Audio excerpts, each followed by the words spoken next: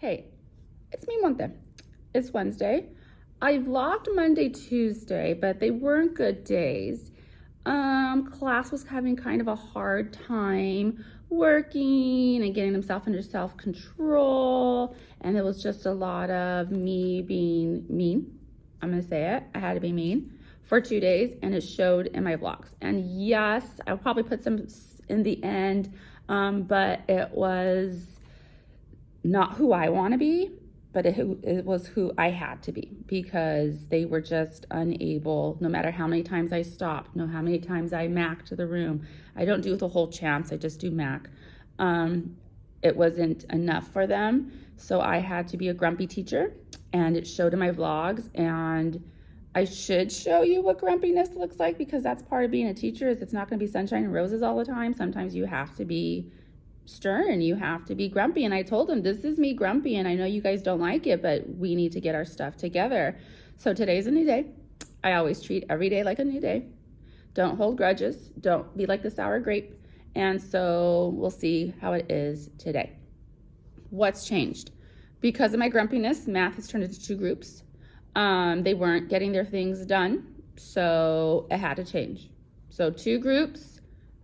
Before I sent them on their way, I macked it, movement, you're in your seat, you have your iPad. There's no reason for you to move. Your activity, you're doing Zern. Your conversation, you're at a 0. There's no reason for you to be talking, because the iPad's gonna be talking to you. You need to be listening. Your person's right next to you. You don't need to talk to them, because you're not doing anything together. And so I macked it out. Go to your seat, do it. They were able to do it. So I was mean. You probably say, well, you were very direct and gave it. I always give those direct instructions, but they were just able to do it because of the tone of my voice. And then my other friends were working with me. And then we did our stuff. We didn't do that much group work. I am sitting in my small group table. I am looking through my practice book pages to see what I'm going to do with my ELD kids, I call them my ELD kids, but they are also my lower level kids. So I have 2 that are they're learning their alphabet. Writing, they are stringing letters. Well, one is stringing letters together because he knows words are made from letters, but he is not, there's no phonics there. So he's just stringing letters together, which is, beginning writing. And one won't even venture to write anything because he doesn't have his alphabetic principle. He doesn't have, a trust in himself to even string letters together. So I have those 2. And then I have 3 that are, I'll say they're ready for the beginning of the school year right now. So right now, and we're in the middle of the school year, they are ready for Unit 1, Week 1. So we're at different places. So that's 5. I have about 3 that I just need to keep pushing and pushing and pushing. And then everyone else seems to be, we're right where we're supposed to be. I have a good class. So I'm looking to see and hear what I can do with my ELD friends that goes with what we're doing in class with our phonics. So we're doing long I with the magic E, bossy E, mommy E. They're calling it daddy E also. Sure. So that way they're still working on the same sound, but it's not that hard. So our practice books have pages for everything. They're just not that difficult, and they can be done really quickly. So that's what I'm going to do. With them, small group, I've been pulling them, and we're reading Short A. And so this is a story we read. Yesterday we wrote our words. Today we are going to, where's that paper?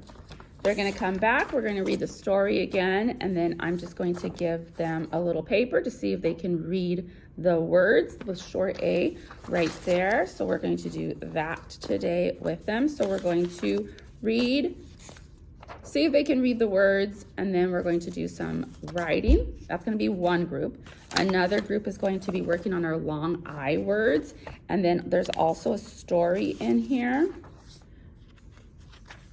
that I'm going to use for my 3 friends that I need to push. Again, it's not a difficult story, but it goes over long I, and then it has sequence questions. So it's going more over the comprehension strategy, which is sequence. And so we're going to do that.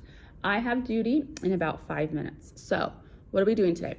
We are doing lesson 8 in Zern, or Engage New York. So computer, let me think.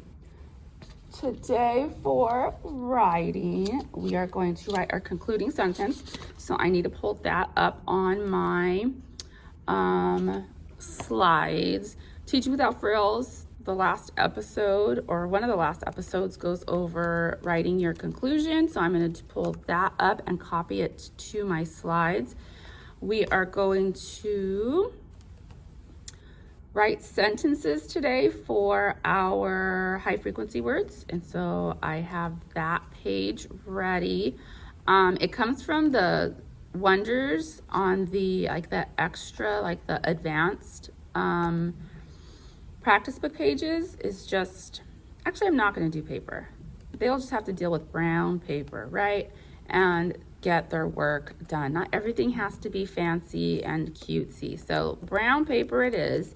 And they're just gonna write sentences using their high frequency words, very basic. Why? Because they need to do a more independent work with set structures. So, you know, this is how much time you have. This is what you need to get done. It's lunchtime. We came in, math, 2 groups, went perfect, told them exactly what they were doing. They all had their iPad today, so they all had something to do in their seat. With me, we went over lesson 8 again. Lesson 8 was going over the words greater than, less than, equal to. What I did was I gave them strips of paper and then they wrote down greater than, less than, and we just went over on my board. I had, 13 and 31, and then they had to show me which one would go there. So 13 is less than 31. 39 is greater than 29. So that's what we did on our papers. And then I don't have my other copy, but I wrote for the lesson, it's just like where did the numbers go? And so you write 0, and then right here would be my 10, here would be my 20, 30, 40. And then you give them numbers and you have them write where they think it should go. I have them point to where they think they should go first. So the number was 27. Point where you think 27 would go. Is 27, more than 10? Is 27 less than 40? And so you have them do that. And so then they should get, it's in here, and then we write 27. And then we get to numbers like 11. Where's 11 gonna go? Okay, well, it's gonna go somewhere in here, and then let's make it closer to 10. And so we did that also, just so they can get an idea of where numbers go, because sometimes you say, okay, 32, and they wanna put it next to, the 20. It's like, well, it's more than 30, and so we have to go, next to 30. So that was our math lesson. I went over what the exit ticket had on it, and I just did it on the board. And so again, I just reviewed lesson 8 because I want to make sure that they have the words down before we move into the symbols. So that was math. Then we have library, and it's my short day today. So library, and we came back in and we finished our writing. So writing was just writing the concluding sentence, and then we were done. I had them come to the carpet. They shared what they wrote. And then I called a couple of friends and asked them if they wanted to share with the whole class. One said no. I just tell them, if you don't want to share, just say no, thank you. One said no, thank you. And then the other 3 that I picked, they wanted to share. So they shared with the whole class. I use, like Teaching Without Frills has little 1 minute, 2 minute explaining videos. They're a little bit older. But it just talks about what an opinion writing is, and it talks about how to make a graphic organizer and how to start your draft. And so I used 4 of their videos, and I also use Teaching from My Heart. I bought an opinion pack, and they just have like, this is how you start your opinion with I think. We used I prefer, and then it has your reasons. And so when I use this next time, I'm going to show it white out some of them because it's just too many options sometimes isn't good. Give them choice, but not too many. And then today we just worked on conclusion. And so for conclusion, we just used the top part. And so we said, you know, now you know why summer is the best. As you can see, summer is the best. This is why summer is the best. And so we said those, we said them out loud, we said them to each other. I told them they had to pick one sentence. It's all we worked on today, and they went to their seat and wrote their one sentence. I'm collecting them all, so they're all here, because we're going to start a new one tomorrow, and I'm gonna do probably 3 graphic organizers, and then they're going to work on writing their final draft with one of them. So whichever one they pick. I'm gonna write my final copy tomorrow in front of them, so that way they can see my final copy. And then when we get to having a couple of the graphic organizers, I'll have them write their one final copy. So I'm gonna put those away for right now. These I'm gonna keep because tomorrow we're going to need them for our next graphic organizer. And then we got to high frequency words, writing sentences for the words that come from our story. And it's lunchtime. So when we come back in, we're going to finish this. We're gonna go over present tense. It goes only over present tense this week. I think I'm gonna do present tense, past tense, future tense, so all the tenses, and then next week I'll go over all the tenses again. I think it just gives a little bit more instead of doing present tense each time.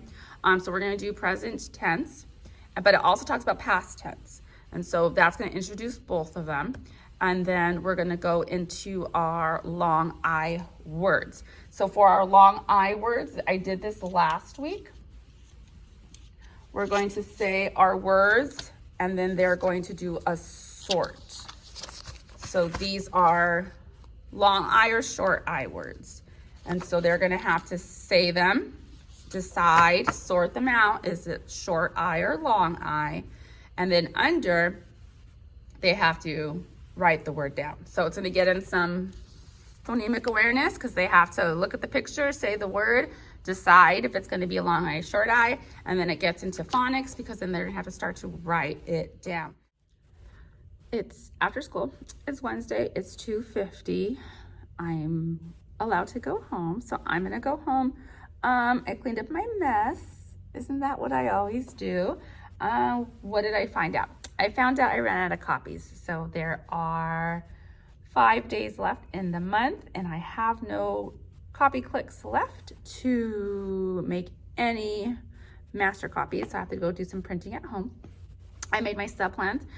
My kids have a dentist appointment, 3 of them, on Monday, so I'll be out Monday. And so I have my sub plans ready, but I ran out of copies, so I cannot make my sub plans, can't print them, and can't print the worksheets that we're going to do, so I'm gonna have to do those at home and then come and use the other copy machine that doesn't have copy clicks, but I can't send originals to print there. Drama. So I'm gonna do that. I spent my time making my sub plans.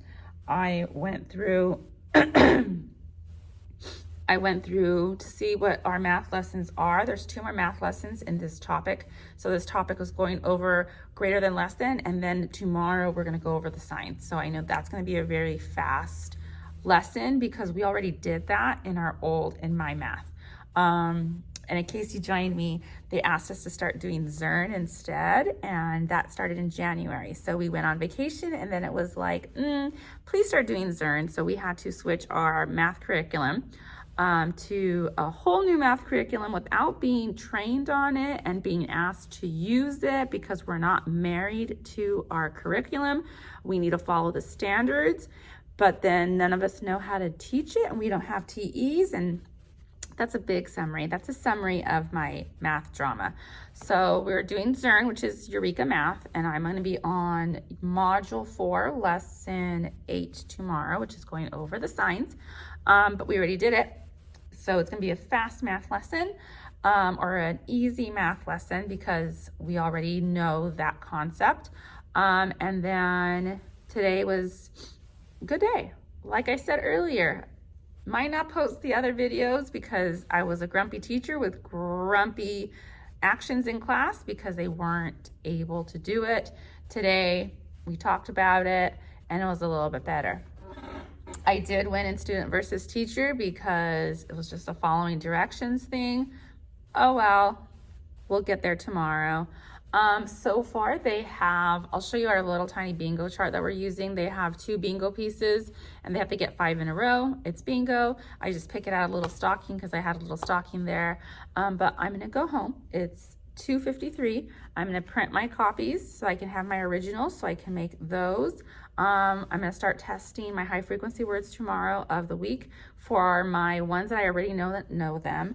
And then I'll get the other ones at the end of the week, Friday, so that way they have the full, time to study them. And then I'm gonna start pulling for fluency. They won't read from that, they'll read from the bigger one, but that's the copy I'm gonna cut up so that way I can make a couple of them so that way I save paper.